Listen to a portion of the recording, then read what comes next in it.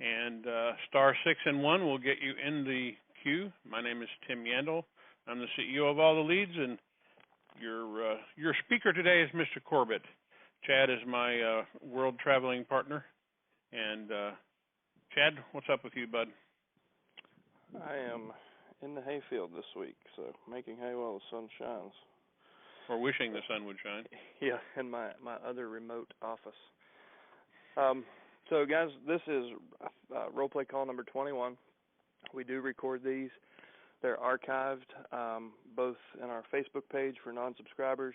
You can jump to All the Leads Mastermind, a Facebook group. I misspoke.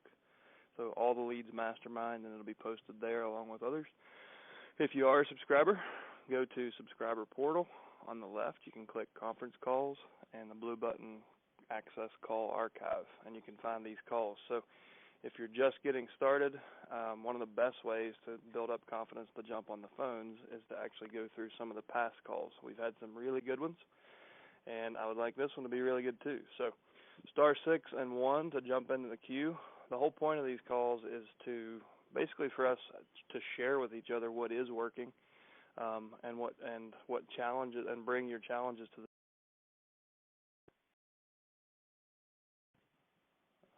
You, Tim? That's me. Yeah, it said it was locked, but anyways, I wanted to make sure. Yeah, I wanted to make sure it wasn't locked. So, whatever you have to share, whether it's where you're getting stumped on the phones or what's been working really well for you. One of the unfortunate truths of our business is the people who do really, really well usually end up so busy that they can't attend all these calls. So if anyone's on here that has, if you have a great phone script that's working, please jump up and share with everybody. And if you've gotten on the phones, or more importantly, if you're afraid to get on the phones, jump up and let's get rid of that. Let's get through those objections and hesitations. And okay. All right. Well, we've got a caller. That would be, 1 second. Looks like they have changed this interface. All right. Did I get this right? Caller 0775. Hi, this is Larry, Los Angeles, California. Hey there. Welcome. Yes, I have a question. I'm new at this.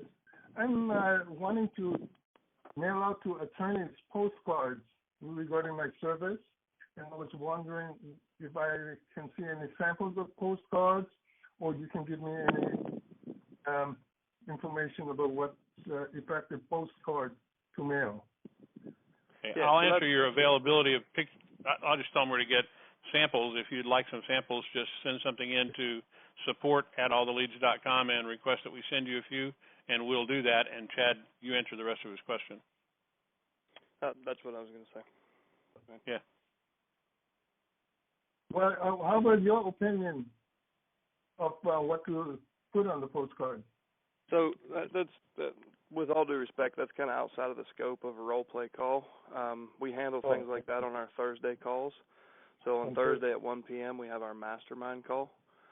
So for the folks that came for role play and sales language, we try to keep those conversations to the mastermind call or to our support line. So we'll be happy to have Mark reach out to you and answer all the questions about postcards. Thank you. And we'll definitely help you do anything that you need to go do. But I mean, we're literally just looking to kind of get involved and have pure discussions here, and literally it's a role play call. But I have your info down here, and if you'd like someone to just give you a call back, I'll write your number down and have them do it right now, and they'll get back to you after this call. Yes, I'd like that. Thank you. Thanks. We'll do it. Thank you. Thanks a lot. All right, guys. All right. Star 6 and then 1 to enter the queue. Somebody's going to get in the hot seat. Caller ending in 1138. Let's get to work, boys. All right. Marcus, go ahead. Yeah, and one thing I want to put in as a contribution is I think that role-playing and masterminding around attaining attorneys as referral partners would be a good concept for a call if you guys are open. Well, let's roll. Good. Well, so for attorneys, for me, what's worked in the last couple of weeks is interviewing them, like setting up time to interview them for my clients for trusts and probates. and in the midst having a conversation about what I do and how I offer to help out other people and create a referral back and forth with that. So I've and do you initiate that with a phone call or an office visit? Yeah, so what I'm doing is I'm taking the leads that come in from the personal representatives, and I'm looking at those cherry leads that I really want to connect with those people, and I'm looking at the attorneys, and I'm grabbing the attorneys that are working those cases that happen to be around my area. And so my goal is 1 to 2 attorneys a week that I'm going to call them to add them to my referral network of who I'm going to send for my trust for my clients who are buying and selling homes, and interview them for their thought process and who they are as personalities, because I let them know, not all attorneys are going to be a good fit for all people. Just because you know your stuff, I'm looking for the right fit for my people. So I kind of interviewing them. Have you gone live with those calls, Marcus? No, live as far as calling attorneys? Yeah. Do you guys do that as a separate role play? No. I'm willing to do it here. I'm asking you, have you already started making those calls? Yes. Okay. And are you hitting the receptionist first? One receptionist. Yeah, that's pretty easy to get by. We can role play it. Yeah. Well, I'll you be the office. Be whoever you want to be. I've never worked in an attorney's office, but I'll do my best. So all right. I'd like to hear I'd like everyone else to hear how you're getting past the gatekeeper. Perfect. And then I guess I'll switch roles and I'll role play the receptionist, then the attorney. I like it. All right. So ring. Hello, this is John Doe's office. Hi, John. This is Marcus Hines, real estate broker in the area, and I'm wondering if John, the attorney at the office there, if you guys have time and space in your schedule and calendar to take on more clients for trusts and probate. We do. Mr. Doe's calendar is quite full for the week. Could I take a message and have him call you back? Certainly. And my number is, and my name is, and what I'm looking for is an additional partner to refer our clients to for trusts and probates, and I'm looking for an attorney who has time to take on more cases. Okay. I'll give him the message. Okay. All right. So I kind of decided midstream I wanted to hear what you did if I stopped you as a gatekeeper. Mm-hmm. And now let's assume I let you through, and I'll be the attorney. This is John Doe. Hi, John. This is Marcus Hines. How are you? I'm well. Have we met, Marcus? We have not met. I'm a broker in the area who sells a lot of homes to buyers looking for trusts. And what I've noticed is that a lot of my past clients, I'm starting to get referrals for probates. And I've got a couple of probate attorneys who I've introduced families to that I realized after that they weren't the best fit for that attorney and that family. So I'm looking for 1 or 2 other attorneys to add to my referral network to introduce to clients getting a trust and folks who have families going through a probate. And I'm looking for like-minded attorneys who have room to take on more clients, number one, and are the right fits. Okay. Sounds interesting. We obviously have a couple of realtors that we work with now. You said you're in the neighborhood. What area do you work? Yeah, I'm in Contra Costa and Alameda County. Okay. I've got about 400 past clients, and what I'm realizing is that it's time for a handful of them to start getting trust going for their property and wills, but also as probates come up, I'm looking for connecting with the right attorneys who are good at listening to clients, understanding the family's needs, and this way, if I've met with somebody, I've sat down with them as the trusts and the probates come up, I'll know who to connect with the right person, so it's a right personality fit and a right business fit. Fair enough. You may or may not know, we actually specialize in probate's one of the larger parts of our practice, so we've got quite a bit of probate business that we do, and obviously family law is another big focus of ours. We do a lot of trust in the area. We have for 20 years. Mm-hmm. So you said you had about 400 past clients. Is your idea to co-market to them to try to encourage them to set up trust, or is it something that you deal with often? Do you have referrals today? I've got a couple of people who are asking me questions as far as timing, and I'm also in conversations with folks who are going through probate at different stages. So what I'd like to do is, do you have time in your schedule to take on more clients and look to grow your business this year?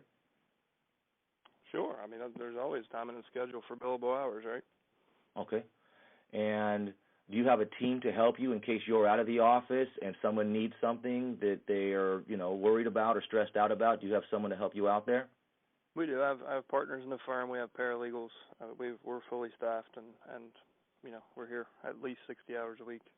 Okay. So just to pause for a second, what I'm doing is I'm interviewing attorneys because I'm going to have more business to send them than they're going to have to me, and I'm fully aware of that. So I'm actually putting them on the interviewing stage over the phone for a couple of reasons and see if I even want to meet with them, and then at their office as well. I think it's good, dude. Like you're obviously vetting me, but you're going to build a relationship because you're offering all the value. Like you're offering nothing but value up front. You haven't asked me for anything yet. Like yeah, and that's what I'm looking for. It's all about me as the attorney. And you've yet to say, can you send me referrals, or do you think you can send probate clients my way? And that's always how you win in business. Is my mantra is provide value first. And so I love what you're doing. I think that you'll do well with it. I think 10 phone calls, you'll have it dialed in, and I'd love to hear you once you've had those first 10 appointments and built that list. I think you'll learn a lot, but I think you're on the right track for sure. Thank you, man. Yeah, I like it. And then my goal is just to ask, are you looking to grow your business? Are you doing marketing and advertising to expand? And then those are the people who I want to meet with and then start to collaborate or help out on marketing costs. Or I'm even going to look for an attorney who's got like a paralegal in office to help me make some of the phone calls and connect with the people who don't have probates and trusts and just kind of see what comes into play for like attracting the right people, right? Yep. So the one suggestion I will make is I would be a little more direct in what you're going to do for me. Okay. Because I'm betting that the attorney has never gotten a phone call like this, and I'm betting they're wondering, what the hell does this guy want? Like, so I would take that doubt away by saying, here's what I can do for you. And maybe that's, once I've found an attorney that I'm comfortable with, I'm going to introduce them to my sphere of influence via email, or you can send a postcard to my database. Make that offer to them and tell them directly, this is how this relationship looks from here. And would you like to meet up on Friday? Just probably won't take 15 minutes. We could meet up and just chat about it, come up with a plan, and I'll execute it. But be a little more direct in telling me why you're calling and what you're going to do for me to solidify that. Okay, cool. And I like it. I like that. A little more direct, and then what's going to happen next. Basically, just be really clear. Right, because they're going to have a pretty directive personality as an attorney. They're going to be thinking, okay, so what the hell now? What do we do now? This guy seems like a cool guy. No realtor's ever said this, but what is he asking me for? And I think you'll find. You're going to uncover all different personality types, but some of them are certainly going to have that more directive personality and be looking for, all right, what's the ask? Like, what can I do for you? Mhm. Cool. And thanks for sharing, man. It's good. Personal representative? What's that? Personal representative? Not sure I understand. Oh, you want to be the personal representative?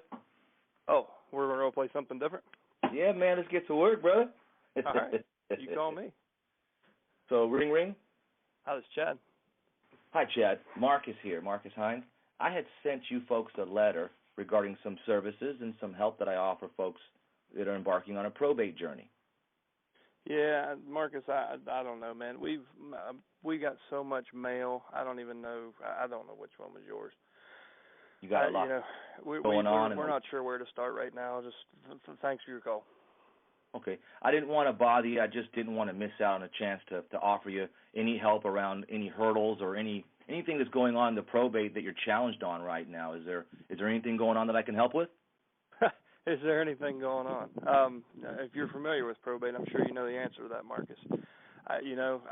We've got three of us, and we all live in different towns. We all run our own businesses, and we haven't had time to come there. So for right now, it's just chaos until I can get there. I've got client meetings coming up As soon as I can fly in, I'm going to meet. I've got to be there for a court date and meet with an attorney and try to figure out what we're going to do about this. But for right now, I mean, we haven't made any decisions, and frankly, don't feel like I'm in a position to.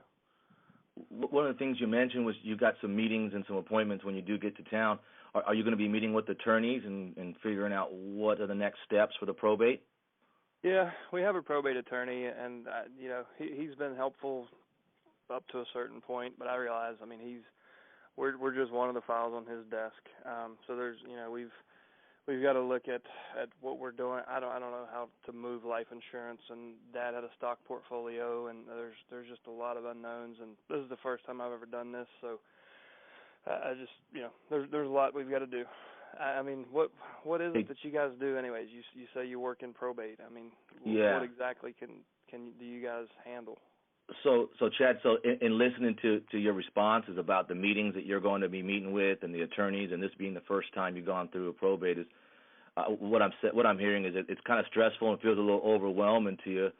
One of the things that we offer is to sit down and listen to what you have going on and what you and your family's goals are for the probate, as well as sit in with the attorney and help, you know, just kind of take notes and get an understanding of what's expected and what's needed of you, and help you fit that into your life as far as what needs to get done, but also like what's realistic with your life and your own schedule and your own needs, to help you chunk up the information so it's like little by little and make it just a lot less stressful and more workable for you. That's one of the things that we offer when helping guide folks. Would that help? Would that be helpful to you? I don't know. I mean, isn't that what the attorney does anyway? Well, meeting with the attorney is one thing, and then having somebody who's a probate specialist sit down with you to help you understand the legal jargon, break down the large amount of tasks into a bunch of little tasks so that it's easy and workable for you. Those are the kind of things that we help folks out with. Okay. Would that be helpful to you? It sounds like it would be. So if you're interested, it sounds like you're going to be coming into town and managing. Is there a property, a home that also is being managed in the probate? There is. There's one house. Okay. And is one of the tasks in the probate sorting out what to do with that home and what not to do? Yeah. No decisions have been made. I mean, I know the rental market's kind of crazy out there right now, so we're determined. You know, we don't know whether to hold it or whether to sell it, or, you know, if somebody, a family wants to buy it from the estate, we're not sure. Man, you know, that's one of the decisions we have to tackle. Okay. You mentioned there was three of you. Would there be an opportunity to meet with the three of you, say at the property when you're in town, and we can start by addressing some of those questions as far as what to do and what not to do with the home, and then whatever questions come up along the way, we can brainstorm and see how I can be better help to whatever's going on as far as their questions and your questions. Yeah, I mean, I don't know exactly when we're going to be there, but probably, yeah. Okay. Do you have a roundabout time for when you're going to be in town? The next 60 days. Next 60 days. And are you the primary decision maker on the estate for the probate? Well, I'm the named executor, but it's, you know, it's really important to me that my siblings be part of everything. Got it. And then which two siblings are those that are important to you to be involved in that decision-making process? The only two. Can I get their names just so I can refer to them while we're talking? Bob and Sally. Bob and Sally. Okay, so you want Bob and Sally to be available. And what I'm hearing is you'll be back in town in about the next 60 days, and you've got to meet with attorneys and see what's going on there, and also talk to the siblings as far as Bob and Sally for the home and what not to do and what to do with the home, to go over any scenarios there, the pros and cons. Those are all things that we help out with. I've got a team here in the Bay Area, so whatever comes up that you guys don't have resources for, I've got trusted resources that I'm happy to share with you. So whatever comes up along the way, if you just let me know what you need at the time, I'm happy to share resources that I have that I can depend on if I was going through my own probate. I'll be happy to share those with you along the way. Okay. Chad, so is there anything that I can help out with in the next 6 days before you're here, maybe connecting with the heirs and answering any of their questions? I'm not sure. Like I said, Marcus, we we have to get together and talk and figure out when we're coming and what the plan is here. So Okay. I don't know. There's nothing specific I need right now. Okay. I wonder if a four-way call with you, me, and the siblings, them here local, would be helpful to just kind of check in with everybody and see how things are going and if there's anything that we can get accomplished over the next 60 days. Would that be helpful to you? Possibly. I'll have to talk to them and see when might be a good time if they think it's a good idea. Okay. Well, so I'm here to help, and I get that there's a lot going on, and I just want you to know that when the time is right, I'm here to help and I'm here to talk. Do you want to bounce it off the siblings and we touch base in a few days and see if a phone conversation would be helpful? Yeah, sure, that's fine. Okay.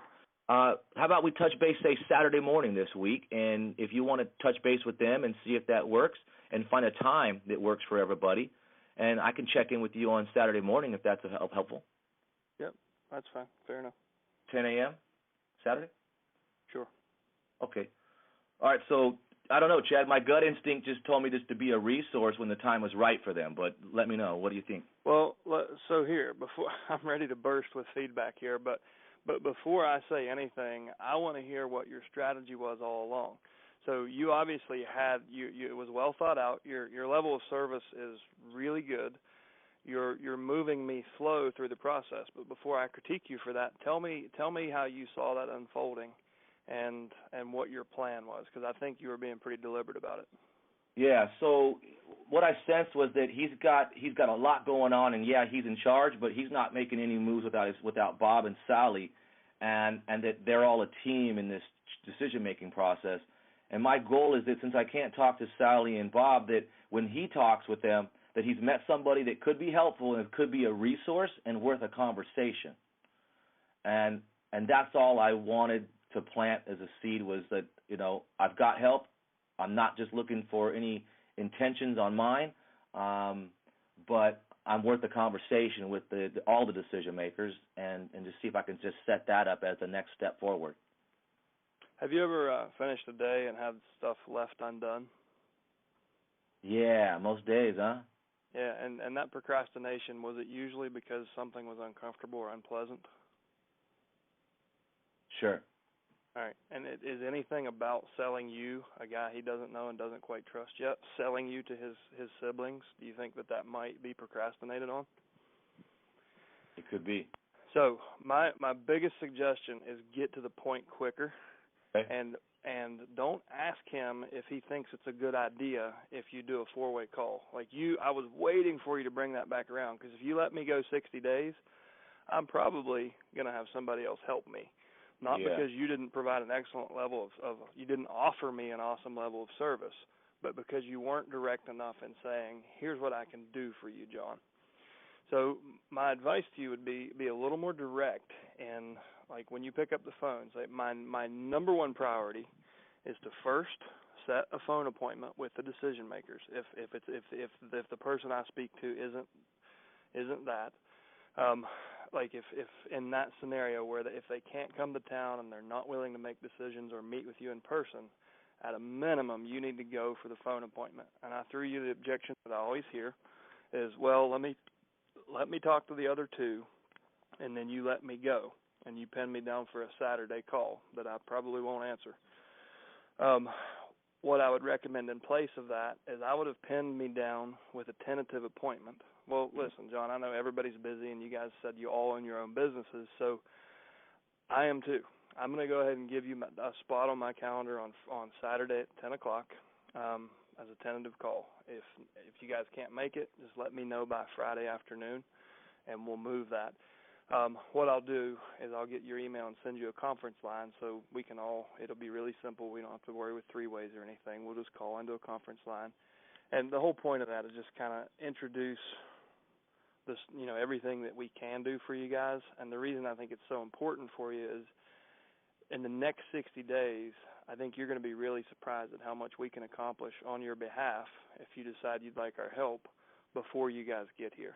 So we can have everybody lined up from the estate sale company to move it to, to trash out crews. I mean, if you guys decide you want to sell the house or if you decide you want to rent it, we'll be there. Our property managers can be there. So we can make your time here most efficient because we realize how much is on your plate right now. So I'll send that line out for Friday at 10 o'clock. We'll kind of recap what you and I have talked about briefly, and we'll go a little bit deeper. There's a lot of things I don't like to talk about without everybody here. I'm sure you can appreciate that. So I'll put it down as tentative, and you can call me by Thursday afternoon if they can't make it. Does that sound good? Yeah, that does sound good. So I would have gone for that a little earlier in the conversation. Okay. And then after I got that at least tentative commitment, then I would have said a lot of the other things that you said. So because I don't know you, I don't trust you, and I'm a busy man, you need to get to the damn point, right? And until someone trusts you, they usually aren't willing to spend a whole lot of time with you. So what I find is setting the appointment toward the front of the call, like say in the first 3 minutes, is usually the best. And then once that appointment is set, you've got the first step of commitment, right? So they've at least committed something. It's just I'm going to let you put me on your calendar, and they may still be thinking, whatever, I'm not getting on the phone with this guy. But then you start to layer in the value that you kept going over. And honestly, man, like the level of service you're offering, I love. I just think you need to look at your order. Get a little bit more to the point, get some level of commitment from them, and then start layering in the value and reinforcing the small decision that you just had them make. And then when you actually get them all on the phone, you're going to blow their socks off. Like you'll be the only realtor in California as far as they know. Got it. So what I'm hearing is be me, putting clients first and not pushing the issue, but also just like I am with my current clients, don't let them get themselves in the way. That's well put.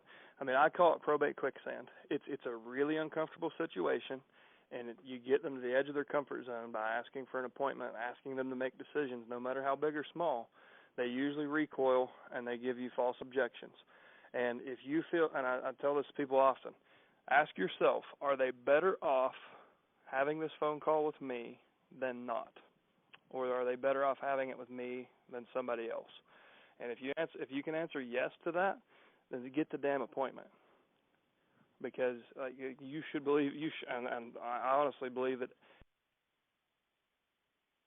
to me than not, because I don't charge anything for that, right? So they're getting professional advice and a team of people locally that can solve their problems. How could it not be in their best interest to meet with me? Got it. When you feel in your gut that they need you, don't let them drown. Get in front of them.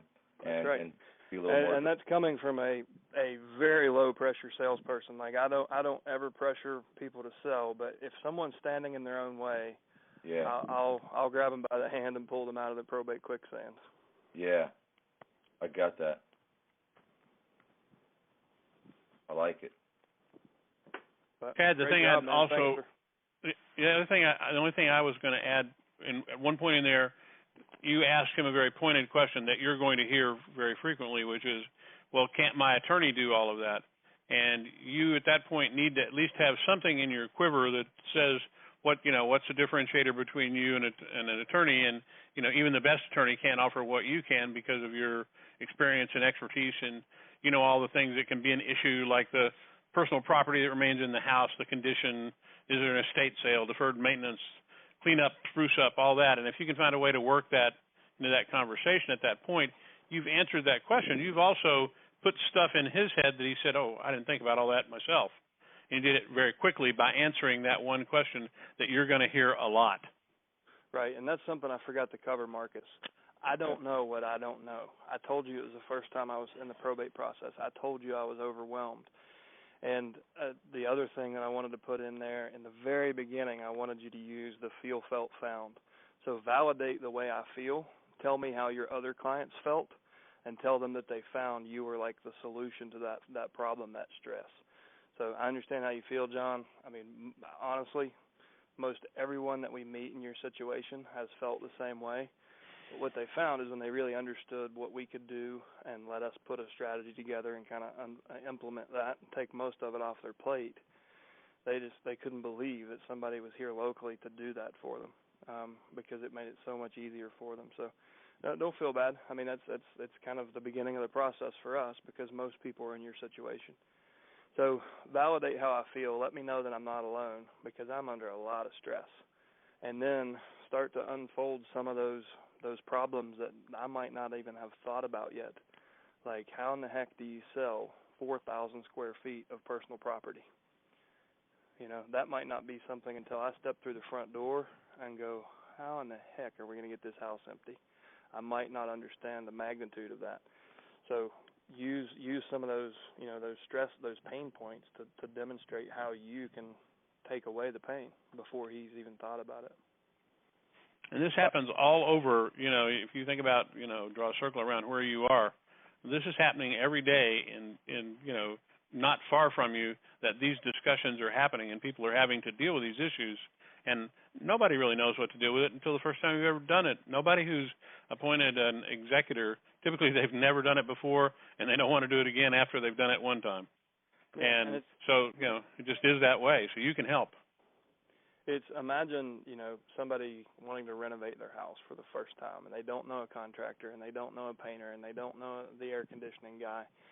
But if they want to GC their own job, they have to assemble all that, you know, each of those people individually and interview them, and it's just a big stressful situation. But if they meet a good general contractor who can pull all the tradesmen in and draw out a clear scope of work and have a start date, an end date, and sign a contract, like how much better does that feel? How much less stress is that in a home renovation? And it's not really that much different with what you're kind of the GC for the probate. So you can bring in the estate sale company, you can bring in a senior moving company to move the surviving spouse into more suitable housing. You can stage the home, you can take care of photography, you can get it on the market. You can help them set up an estate plan for the next generation, so when mom does pass away, they don't have to probate her estate like they are dad's right now. Like, you can roll it all in there. Yep. So. Hey, we really need to go around here and see if there's anybody else that would like to help and get some questions answered here. This has been an extremely good call, very good information shared. *61 and hop in the queue, and we're not blowing you off here, bud, but you want to give everybody else a chance. Marcus, is there anything else you'd like to say in closing? I appreciate you guys. Thank you. Yeah, keep up the good work, Marcus. Thanks a lot. All right. Caller ending in 0616. Go ahead. Yes, hi. Good afternoon. My name is Teresa, and I'm in Miami. And this is my first experience trying to work with probate. I understand the probate system out of family experiences. My question is, I know a lot of attorneys from the local Chamber of Commerce and the business associations. And, you know, I would like to draft a letter to them, not necessarily put them on a 90-day campaign, because when I joined this system and I spoke to Jim, we spoke a lot about how difficult the Miami market is. And honestly, I think in the Miami market, it's all a waste of time. And I would just I'm going to tackle my leads that I received last week by phone calls or visits, because direct mail, email does not work in a market like Miami. It's been like my battle the last 2 years. So I just wanted some help, some wording, some orientation on how to draft this letter aimed at attorneys that I know and know me, that are doing probate work. If you know these attorneys and you are as aggressive as it sounds like you are on the phones, why don't you just go back to the beginning of this call, use Marcus's idea, and jump on the phones and start to talk to these folks and earn their referrals? Okay. I just invited one to lunch that I know he does probate.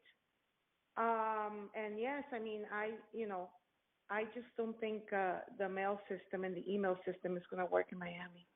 It's got to be phone call, person to person. Pull your leads list. Find out who those top probate attorneys are. And you didn't say what area of practice that all the attorneys know are working, but we have given you all of the probate attorneys for the last 30 days. So make sure that those people are the ones on your call list, and Okay. sit down, and I would listen to the recording of this call and take really good notes and figure out how you're going to take Marcus's idea and make it your own. Like, what do I offer? What do I say? When I reach out to these attorneys? And if you want, we can role play it here. If you want to be on the spot, you don't have to. But I would focus on that, since you already have relationships and you already feel comfortable on the phones. Yes, definitely. What I was doing, it's a little bit expensive actually, but I was looking out to meet family law attorneys, and I was taking them to lunch or delivering lunch to their office, and it got really expensive. And I've grown a network of like 10 people that I know that practice family law. But then I came across your system, and I say, wait, this is better because I'm going straight to the source, to the client, with the information you guys provide. So I have a personal way to do this, and I like to visit them, and if I can pinpoint an appointment, drop off a box of cookies, a box of muffins, an office treat with some of my marketing information, and the whole office gets to see it, Well, that's what we found. It's proven in many markets to be the most effective. If you can get in front of them and help them understand how you can help their business and also have their client's best interest in mind, then you can earn a career of referrals. And more importantly than the referrals, a lot of times people will already have an agent, or they've already sold the house, or they didn't own real estate. But if they go to meet with the probate attorney and say, well, listen, we spoke to this lady, or we got a letter from this lady, like, what do you know about her? Oh, well, yeah, we know her. She brought us muffins last month. Like, she actually specializes just in probate. Like, you should certainly give her a call. So you can get endorsements. They might not be direct referrals, like call this realtor, but they could be, have you heard of, or have you found anything about, and you can, or hey, we heard about this person, and they can endorse you and say, oh yeah, give her a call. She's really knowledgeable. So the more you can get. All these attorneys belong to BNI groups. Mhm. And as you probably know, I don't know how it is in other parts of the United States, but in Miami, it's a closed category. You can't get in. It's just impossible. Yeah. So you have to create your own group. So you have to, like, what you guys have done for me, the way I look at this, is provide a way to stand aside from the rest of the realtors. I haven't tried this, but I want, if you're not afraid to try it, I'd love to hear a report on it. Try to get into your BNI as a probate specialist, because I bet you're the only one. Oh my God, you just gave me an idea. So there's a realtor in that group. There's an attorney in that group. There might be an estate sale company in that group, but I'll bet you there's nobody in that group that does what you do, that tie everything together. You're like the hub of the probate process. And oh my God, you pitch to the BNI group and get in there. Idea. I'm gonna try it. I'm really gonna try it, because that would be amazing, because you have every BNI group I've been to has a family attorney doing either divorces or probate. Yep. Okay. And everyone has a realtor, and 155 in line waiting to get his or her seat. And I do have a big group of professionals that I've met through different chambers and business associations. The only thing I don't have is a general contractor, but I have salespeople, I have financial advisors, I have moving companies, everything. So okay, I'm gonna try that. You need to wrap everything that you can do, your service up, and figure out what a good title is. You could, like people who have taken probate mastery, or you can use Certified Probate Expert, whatever it is you want to call yourself, but it needs to differentiate you from the attorney and from the realtor. You need to be different from those two seats, because you're essentially creating a seat in the BNI meeting. And exactly. Let me ask you something. This program that you guys have, that you guys charge $250. Do you have a certificate that you offer, you issue, or something? We do. Because it would be a We do. backup for me if I want to do this. Yes, so we'll send you a certificate with a stamp seal for your certified probate expert, and you can present that to the group. Okay, great. Thank you so much. Thank you. So for anybody on the call, we've been saying BNI. For anybody who wants to share in this idea, it's a local networking group it's a global networking group with local chapters all over the world, and it's Business Networking International, I think. Yeah. But I guarantee just Business Network International. Okay. If there's more than 10,000 people in your town, you have a BNI group, and typically, you pay dues, and your seat is essentially protected because you are the professional from your field in that group. However, if you bring unique value, you can create seats in BNI if you're doing something that nobody else is. And the idea is that you bring unique referrals to the other members in the group. So for anybody on the call that's saying, what are they talking about? Look up BNI in your town and try the same thing. Reach out and say, listen, we're a local business. We help families who are going through probate. They don't need to know. Don't lead with "I'm a realtor," because they're going to. The first reaction is going to be, "Well, Sally's been in our group for 20 years. She's a realtor. She gets all of our realtor referrals." And you might not get the referral directly in BNI, but if you can get people to send those families to you, and those families find out, oh, well, you can do all this and sell the house. Well, we're just going to go with you then. So you can indirectly get the real estate referrals by providing value to the group as a probate specialist. Right, and to just give you an idea of, the proliferation of these groups, within probably 10 miles from where I live, there are probably 20 of them. Really? Wow. Yeah. I mean, what that is potentially a gazillion dollar idea, because they're literally that many. I'm just literally looking at them on the map. 10 miles is strong. Let's just say within the county. I live in a long county. That's crazy. Great. Well, I'll start charging for ideas now. Yeah, well, maybe some of them look good. You never know. Some of them might be good at some point. All right. Well, that's crazy. We still have one more in the queue, Tim. Yeah, we do. And they're at www.bni.com for those of you who are interested.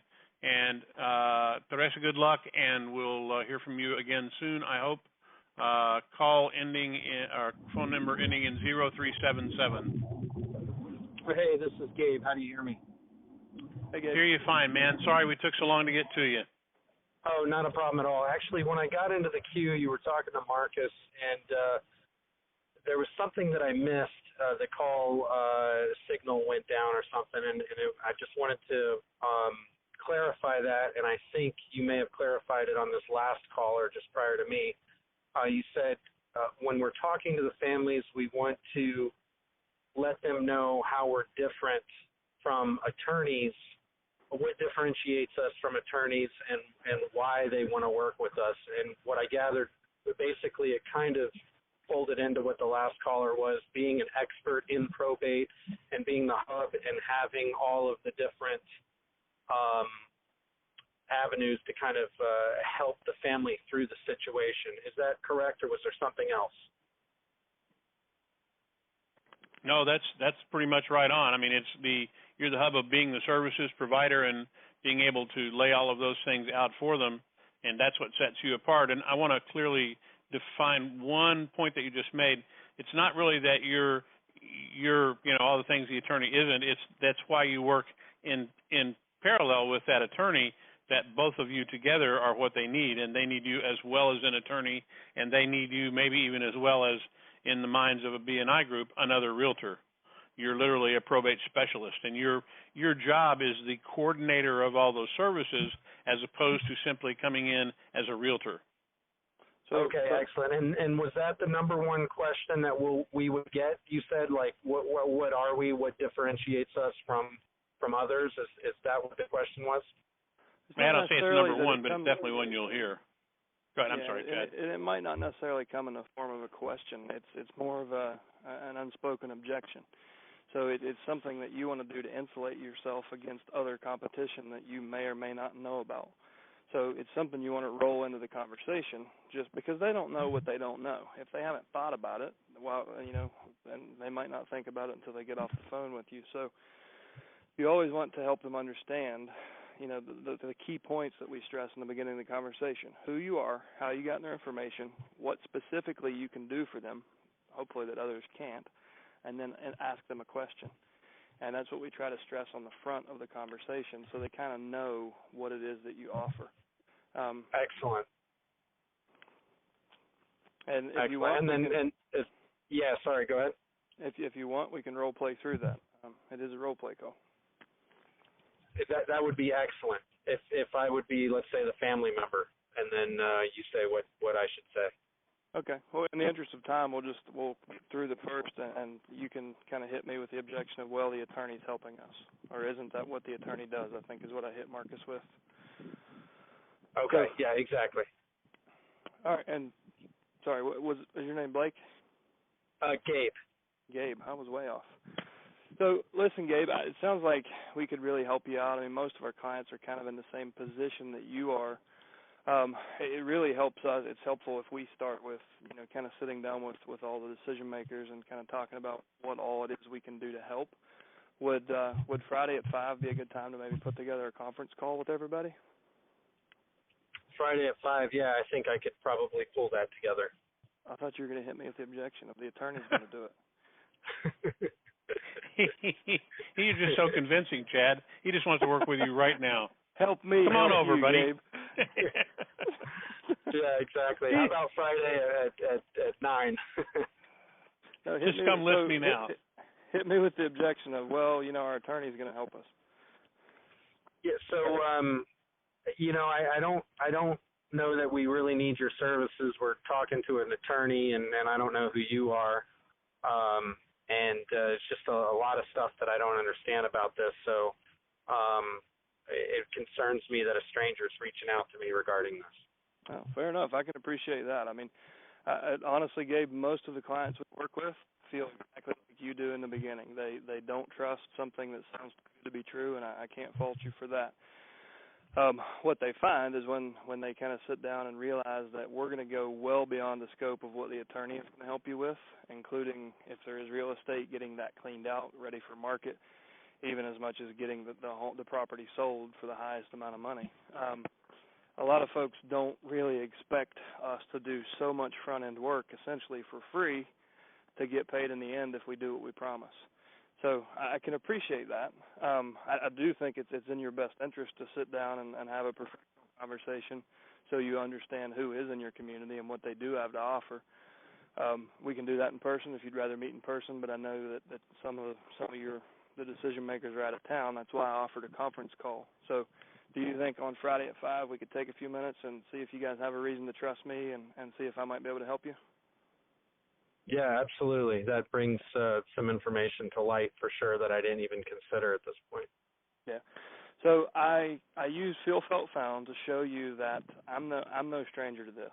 I've worked with other clients who felt the way you do. So you told me you didn't trust me, and I said that's okay. Nobody does until they know what I do, and then I showed you how you need to know what I do before you make that judgment, right? So, and then walked you back into the appointment. You'll give me that small commitment. We'll talk for another 10 minutes or so. I'll get more information from you so I'm more prepared for our meeting, and I'll blow your socks off on Friday at 5. That's perfect. That's excellent. So specifically, I'm an investor. So I would be targeting properties through the leads that I'm receiving. I'm targeting properties that have a lot of back costs that are associated with them that the seller really needs to get out of, as opposed to trying to get a hold of listings. Is there any other information you could offer for me on that? Well, it really depends on how helpful of a guy you want to be, whether or not I would go on that appointment to begin with, because you know that probably less than 5% of these are going to be opportunities to buy that deep enough discount. Let me go back. Are you a buy and hold investor, or are you looking to flip or wholesale? Wholesale mainly. Stick with wholesale, but we do also flip. Okay. For wholesale or flip, I mean, you're buying at a 30 to 40% discount, right? So Yeah. there aren't going to be a ton of opportunities. The majority of these conversations, there'll be tons of opportunity for you to refer business out to your realtor. Okay. So what I would recommend is align yourself with a really good realtor who understands the investment world and the interest of putting your business first, since you're the one doing the work. I would make each of them an offer, but I might have the realtor present it and say, listen, this is an offer that we can, don't be offended by this. It can stay in my top desk drawer, but just know that it's here, and this is one of the things we do. So, and you know that is what, like the first 5 minutes of any conversation, you know if you're going to buy a house or not. You can feel that level of motivation. So you'll know which ones that just you need to go on, and you'll know which ones that the realtor needs to go on. But I wouldn't present yourself as a real estate investor, because that just lumps you in with the other 15 postcards on the table. Excellent. Okay. You I gain am the an reputation agent. I am an agent as well, so maybe I should focus on this sector of my business for No, listings. I'll tell you, and something that I should have complimented Marcus on, and I forgot because there was so much that we covered in his little bit. How many times did Marcus identify himself as a real estate professional in a 15-minute conversation? He did not, and that was spot on. Like, he did that perfectly. In a really competitive marketplace, it's really easy to switch people off when they think they have this perception of what an investor is or what a realtor is. The second you label yourself, you get whatever perception they have, good or bad. It's yours now. You own it. So Marcus did a really good job of staying away from, I'm a broker. He did a good job of saying, I have a team of people in the community. I'm a probate expert. This is what we do. And about 10 minutes into the conversation, he mentioned real estate for the first time. Is there a house in the estate? So he provided value, then asked about the house, and then set it down for later. So that's what I'd recommend for you. Don't be an investor. Don't be a realtor. Be a probate specialist. Be a helping business in the community, and you'll get a lot further in the conversation. So you'll be able to find out, is there enough motivation there for me to buy this as a wholesale? Or should I change directions and get this on my realtor's desk, and they can pay for my marketing next month? Or actually, you have a license, so you can get a referral on that. Perfect. Thank you. Yeah. Good questions. Yep, very, very well done there, Bud. I'm going to add one other thing just back to the first person that you talked to, I believe she was in South Florida, and about sorting for attorneys.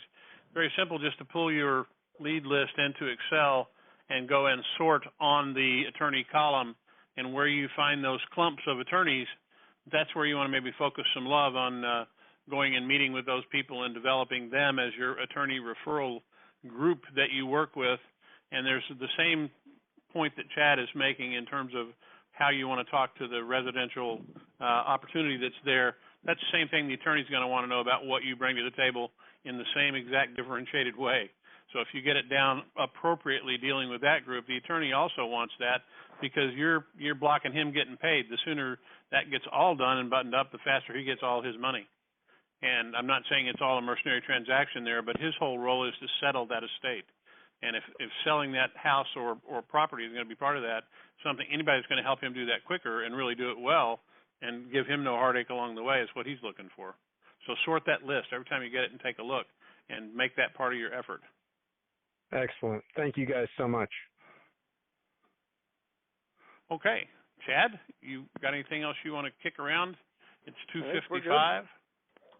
Yep, I think so as well. You can go back to praying for more sunshine.